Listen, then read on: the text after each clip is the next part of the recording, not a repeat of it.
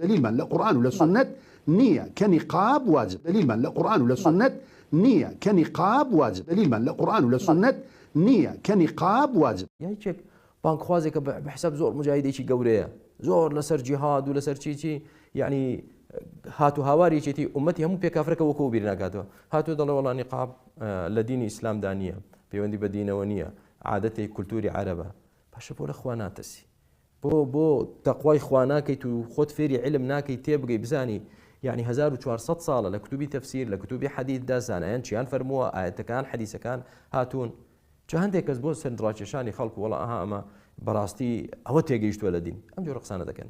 ئەمما ئەو کەناڵانەی کە ئەم جۆرە کەسانە دێنن هەر شەوەی کەسێک دێنێ کە شتێکی تازە و نامۆ دەخاتە بیر و هۆشی ئەو میلەتە موسڵمانەوە مشەوەشیان دەکەن وەڵاهی با لە خوا بترسن وەڵاهی محاسبە دەکرێن لەسەری ئەنجا کەناڵەکە بەگشتی دەڵم بەڵام بە تایبەت ئەو کەسێک کە خاوەنی ئەو بەرنامەیە ئەو کەسێک کە خاوەنی ئەو بەرنامەیە هەر کەسێک ببێتە هۆکاری بڵاوکردنەوەی شوبهە و گومان و دوودڵی لە دڵی موسڵماناندا ئەو کەسە شەیطانە ئەو کەسە منافقە ئەو کەسە موسڵمان نییە هەر کەسێک بێ من یەک کەس بە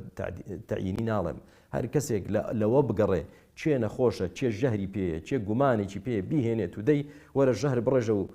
گومان و دوودڵی بۆ موسڵمانان دروستکە لەسەر دینداریان ئەو کەسە شەیطانە